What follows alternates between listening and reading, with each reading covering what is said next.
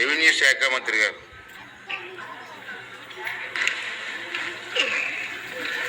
అధ్యక్ష, గౌరవ సభ్యులు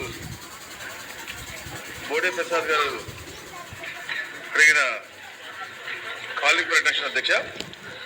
దీనిలో అధ్యక్ష జీవో నంబర్ 55 మరియు జీవో నంబర్ 30 యొక్క పరిధిని అలాగే వాటిలో ఉన్న వ్యత్యాసాన్ని నేను తెలియజేస్తాను అధ్యక్ష.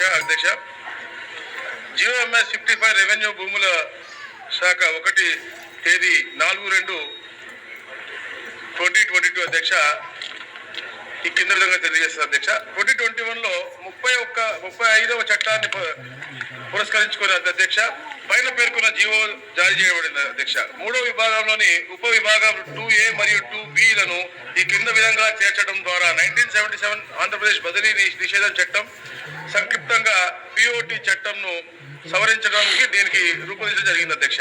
2021లో 35వ చట్టం అధ్యక్ష 3వ విభాగం యొక్క సవరణ అధ్యక్ష ఉప విభాగం 2A మరియు 2B చేర్చడం జరిగింది అధ్యక్ష. 2A ఏముంటుంది అధ్యక్ష, ఏదేని కేటాయించిన ఇంటి స్థలం లేదా కేటాయించిన ఇంటి స్థలంలో నిర్మించిన ఇంటిని ఏ అసైన్దారుడు బదిలీ చేయకూడదు మరియు కేటాయించిన తేదీ నుండి 10 ఏళ్ల వ్యవధి పూర్తయ్యే వరకు కొనుగోలు బహుమతి లీజు కాకపోతే ఆంధ్రప్రదేశ్ గ్రీన్ ఎనర్జీ కార్పొరేషన్ కు లీజుకు ఇచ్చిన సందర్భంలో తప్ప సముచితమైన భావించిన ఈ విధంగా ఉపయోగించడానికి మరియు వ్యవసాయేతర ప్రయోజనంతో సహా తప్ప తనఖా మార్పిడి ద్వారా కానీ లేదా ఇతరత్ర ద్వారా కానీ ఏది కేటాయించిన ఇంటి స్థలంలో నిర్మించిన ఇంటిని ఏ వ్యక్తి కూడా సేకరించకూడదు.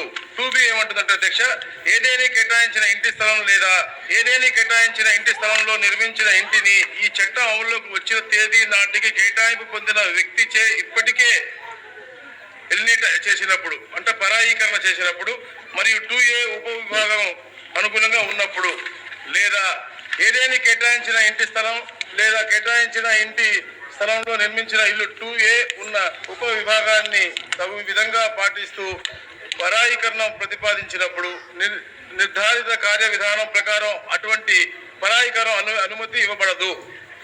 రెండోది అధ్యక్ష, పైన పేర్కొన్న చట్టం తర్వాత ప్రభుత్వం 2020 POT నియమావళిని తగు విధంగా సవరిస్తూ 4/2/2022 తేదీగా రెవెన్యూ భూముల 1 శాఖ GOMS నంబర్ 55ను జారీ చేయబడింది అధ్యక్ష. తద్వారా అసైన్మెంట్ తేదీ నుండి 10 సంవత్సరాలు పూర్తయిన తర్వాత కేటాయింపుదారుల నుండి అసైన్డ్ ఇంటి స్థలాన్ని కొనుగోలు చేసిన ఫ్రీ హోల్డ్ డాక్యుమెంట్ కలిగి ఉండటానికి దరఖాస్తు చేసుకున్న వారికి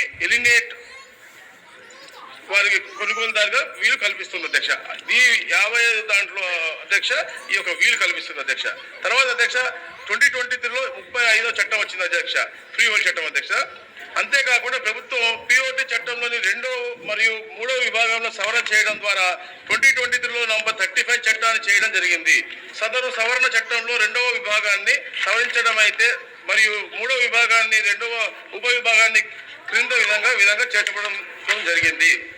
2వ విభాగం సవరణ అధ్యక్ష విభాగంలో 2లో పరాధీనత లేని షరతులు ఉన్నటువంటి అనే పదాల తర్వాత ఖండం 1లో వ్యవసాయ ప్రయోజనం కోసం కేటాయించిన భూముల విషయంలో కేటాయింపు తేదీ నుండి 20 సంవత్సరాల వ్యవధిలో మరియు ఇంటి స్థలాల విషయంలో కేటాయింపు తేదీ నుండి 10 సంవత్సరాల వ్యవధిలోపు అనే పదాలను చేర్చారు అధ్యక్ష.